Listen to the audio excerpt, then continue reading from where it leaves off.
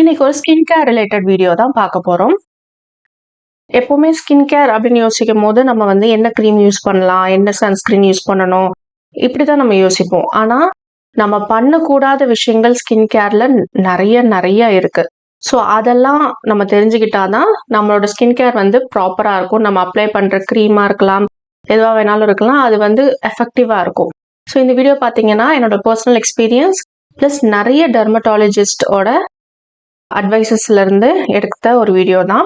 இந்த வீடியோல கடைசி 3 பாயிண்ட் ரொம்ப முக்கியமான பாயிண்ட்ஸ் அப்படின்னு நினைக்கிறேன். ஸோ வீடியோ ஃபுல்லா பாருங்க.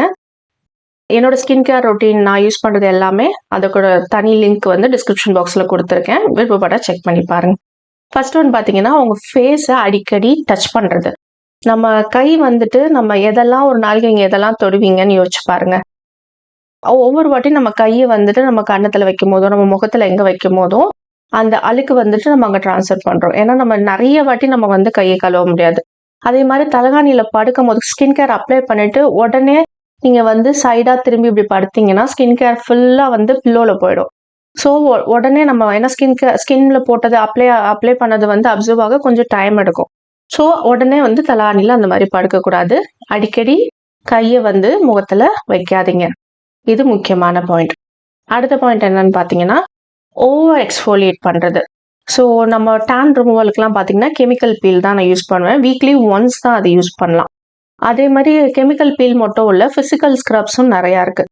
அது யூஸ் பண்ணுறது வந்து என்ன கேட்டால் அதை அவாய்ட் பண்ணிக்கிறது நல்லது. பட் அதை யூஸ் பண்ணுறீங்க அப்படின்னாலும் நீங்கள் வீட்டில் செய்கிற ஃபிசிக்கல் ஸ்க்ரப்பாகவே இருந்தாலும் அதை அடிக்கடி யூஸ் பண்ணிங்கன்னா உங்கள் ஸ்கின்ல வந்துட்டு டியர்ஸ் ஏற்படும். மைக்ரோ டியர்ஸ்ன்னு சொல்லுவாங்க. அது உங்கள் கண்ணுக்கு தெரியாது. பட் அது வந்து உங்கள் மூஞ்சில வந்துட்டு பிரேக் அவுட்ஸ் ஆகிறதுக்கு, ஆக்னே வர்றதுக்கு, உங்களுக்கு வந்து பிம்பிள்ஸ் வர்றதுக்கு, புண்ணு புதுசாக வர்றதுக்கு அது வந்து ஒரு காரணமாக அமையும். ஸோ வந்துட்டு ஓவர் எக்ஸ்ஃபோலியேட்டிங்கை அவாய்ட் பண்ணிக்கோங்க. வீக்லி ஒன்ஸ் பண்ணுங்க, அதுவே போதுமானது. அடுத்தது மாய்ஸ்சரைசிங் ரொம்ப ரொம்ப முக்கியமான விஷயம். நம்ம முகத்துல வந்துட்டு எனக்கு வந்துட்டு ட்ரை ஸ்கின். ஸோ ட்ரை ஸ்கின்னாக இருந்தாலும் சரி, ஆயிலி ஸ்கின்னாக இருந்தாலும் சரி, ஆயிலி ஸ்கின்னுக்கு ஏற்ற மாதிரியான ஜெல் டைப் மாய்ஸ்சரைசர்ஸ் இருக்கும். அந்த மாதிரியான மாய்ஸ்சரைசர்ஸ் கண்டிப்பாக யூஸ் பண்ணணும். எந்த காரணத்துக்காகவும் மாய்ஸ்சரைசரை ஸ்கிப் பண்ணாதீங்க. ஏன்னா நிறைய பேர் வந்து சன்ஸ்கிரீன்லேயே மாய்ஸ்சரைசரும் இருக்கு. ஸோ ரெண்டு போடுறதுக்கு பதிலாக இது ஒன்று போட்டுக்கலாம் அப்படின்னு நிறைய வீடியோஸ் பார்க்குறேன். பட் மாய்ஸ்சரைசர் நம்ம அந்த தண்ணி மாய்ஸ்சரைசரில் அந்த ஹைட்ரேட்டிங் கண்டென்ட் தான் இருக்கு. ஸோ அந்த ஹைட்ரேஷன் வந்துட்டு நம்ம ஸ்கின்னுக்கு ரொம்ப முக்கியம். அதுதான் நம்ம ஸ்கின்னை வந்துட்டு பாதுகாக்குது. ஸோ மாய்ஸ்சரைசர் எப்போவுமே ரொம்ப முக்கியம். நீங்கள் எது யூஸ் பண்ணாலும் ஓகே.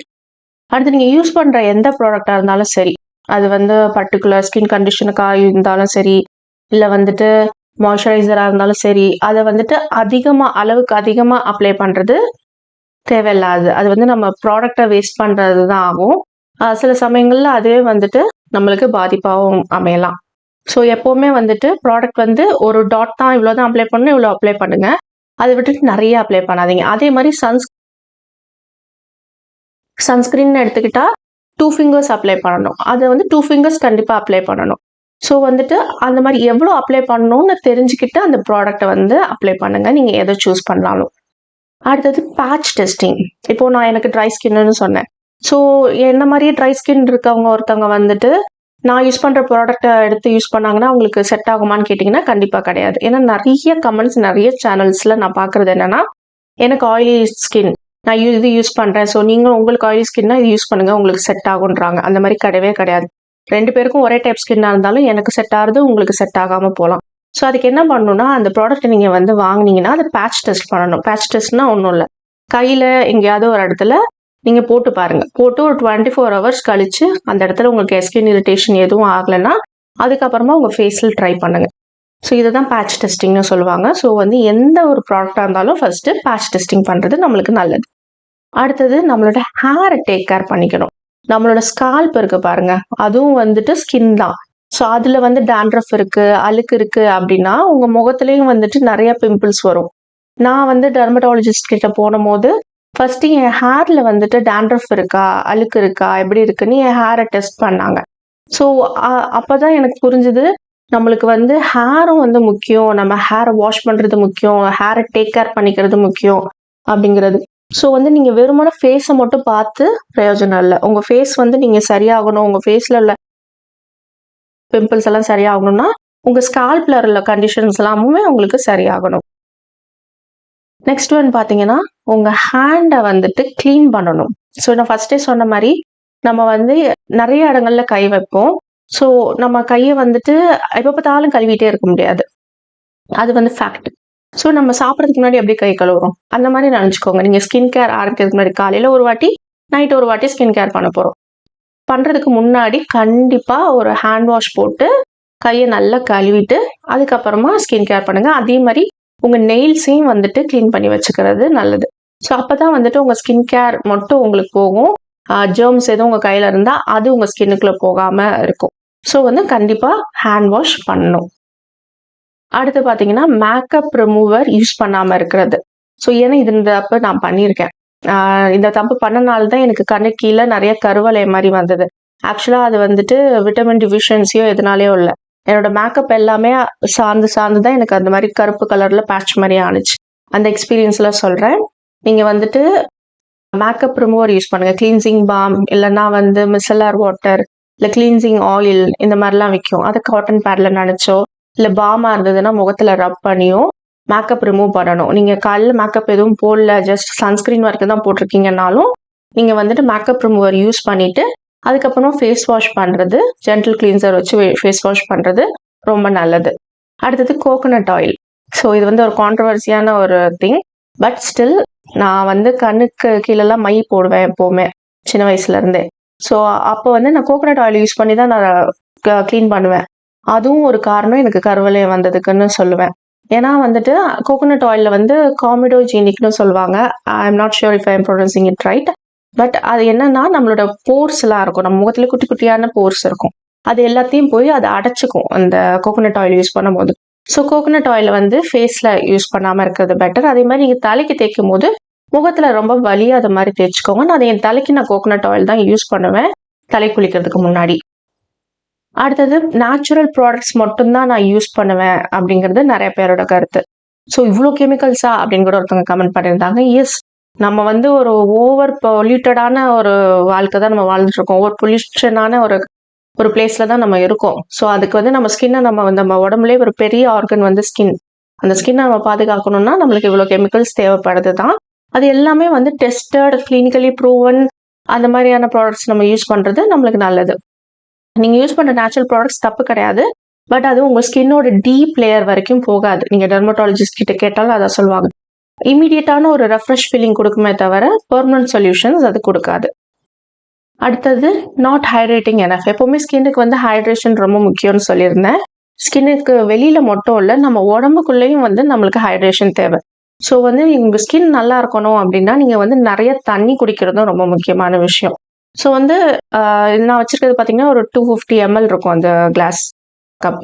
அதில் வந்துட்டு ஒரு அடிக்கடி அப்பப்போ இந்த மாதிரி ஒரு கிளாஸோ இல்லை ஒரு டம்ளரோ எவ்வளோ அளவுன்னு தெரிஞ்சுக்கோங்க.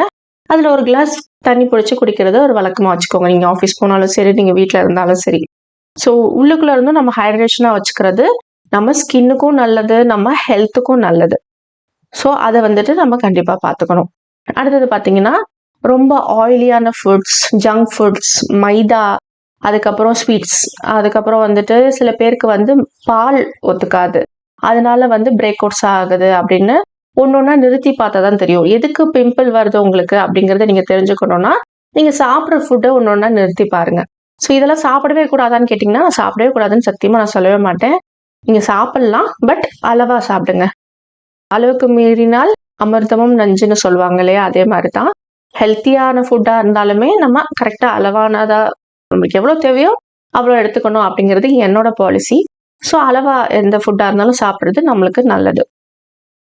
அடுத்தது ரொம்ப முக்கியமானது, ஸ்கின் கேரை பொறுத்த வரைக்கும் கன்சிஸ்டண்ட்டாக இருக்கணும், ரொம்ப பொறுமையாக இருக்கணும், தொடர்ந்து பண்ணணும். ஒருத்தங்க கமெண்ட் பண்ணியிருந்தாங்க, எனக்கே ரொம்ப வருத்தமாக இருந்தது. என்னை வந்து என்னோட வயசை விட அதிகமான ஒரு வயசுள்ள ஆளாக ட்ரீட் பண்ணுறாங்க என்னோட தோற்றத்தை வச்சு அப்படின்னு. அது வந்து நீங்கள் ஒரு ஸ்கின் கேருங்கிறது ஒரு நார்மலான விஷயம். ஸ்கின் கேருங்கிறது மேக்கப் கிடையாது. நீங்கள் இதை பண்ணுறது நீங்கள் உங்கள் ஹெல்த்துக்காக பண்ணுற மாதிரியான ஒரு விஷயம் தான் ஸ்கின் கேரும். ஸோ அதை பண்ணுங்க. அது பொறுமையாக தான் நம்ம இருக்கணும். எப்படி வெயிட் லாஸ் வந்து நம்ம பொறுமையாக தான் பண்ண முடியும், அதே மாதிரி தான் ஸ்கின் கேரும். ஒரு 1 year நீங்கள் தொடர்ந்து பண்ணி பாருங்க, பொறுமையாக இருங்க, சூப்பர் சேஞ்சஸ் பார்ப்பீங்க. அடுத்தது ஸ்கின் கேர் அப்படிங்கிறது செலிபிரிட்டிஸ்க்கு மட்டும்தான் அப்படின்னு நினைக்கிற ஒரு செட் ஆஃப் பீப்புள்ஸ் இருக்காங்க. அப்படிலாம் கிடையாது. உங்க வீட்டில் அப்படி யாராவது நினைச்சாங்கன்னா அவங்க நினைச்சிட்டு போட்டும். அதை பத்தி ஒரி பண்ணாதீங்க. ஸ்கின் கேருங்கிறது இந்த உலகத்துல நீங்க வீட்டுக்கு வெளியில போயிட்டு வரீங்க, நீங்க சுவாசிக்கிறீங்கனாலே உங்களுக்கு தேவைதான். ஏன்னா நம்ம வந்து பொல்யூஷன் நிறைஞ்ச ஒரு கண்ட்ரில தான் இருக்கோம். ஒருத்தவங்க கூட சொல்லியிருந்தாங்க, என்ன பண்ணாலும் பிளாஸ்டிக்கை கண்ட்ரோல் பண்ண முடியாதுன்னு. ஆமா, என்ன பண்ணாலும் பிளாஸ்டிக்கை கண்ட்ரோல் பண்ண முடியாதுதான். அதே மாதிரி தான் பொல்யூஷனையும் என்ன பண்ணாலும் ஃபுல்லா நம்மளால கண்ட்ரோல் பண்ண முடியாது. ஸோ நம்மளை நம்ம பாதுகாத்துக்கிறதுக்கு நம்மளால முடிஞ்ச சில விஷயங்களை நம்ம எப்படி பிளாஸ்டிக்ல மாத்திக்கிறோமோ அதே மாதிரி ஸ்கின் கேர் மூலமா நம்மளால நம்மளுக்கு முடிஞ்ச விஷயங்களை நம்ம செய்யறது நல்லது. அடுத்தது நம்மளோட நேச்சுரல் கலரை மாற்ற முடியுமா அப்படின்னு சில பேர் கேட்குறாங்க. இந்த க்ரீம் போட்டா நான் வந்து இன்னும் கலர் ஆயிடுவேன். ஆனா கிடையாது. உங்களோட நேச்சுரல் உங்களோட பார்ன் கலர் அதை வந்து எம்ப்ரேஸ் இட். அந்த கலரை நம்மளால மாற்ற முடியாது. முகத்துல டேனிங் இருக்குன்னா அதை மாற்றலாம். பொறுமையா நம்ம அப்ளை பண்ண அந்த டேனிங்லாம் போகும். பட் நேச்சுரல் கலருங்கிறது அது நீங்க டெர்மட்டாலஜி கிட்ட போனாலும் அதை மாற்ற முடியாது. அதுக்கான சில எக்ஸ்பென்சிவான ட்ரீட்மெண்ட்ஸ் இருக்கு. அதை பண்ணி ஆக்ட்ரஸ் செலிபிரிட்டிஸ் எல்லாம் மாத்திக்கிறாங்க. அப்படி வேணா சாத்தியங்கள் இருக்கு. ஸோ இந்த வீடியோ ஏதாவது விதத்துல உங்களுக்கு ஹெல்ப்ஃபுல்லா இருந்திருக்கும்னு நம்புறேன். அப்படி இருந்ததுன்னா ஒரு லைக் பண்ணுங்க, ஷேர் பண்ணுங்க, கமெண்ட் பண்ணுங்க. மறந்து நம்ம சேனலுக்கு சப்ஸ்கிரைப் பண்ணுங்க. தேங்க்யூ ஃபார் வாட்சிங்.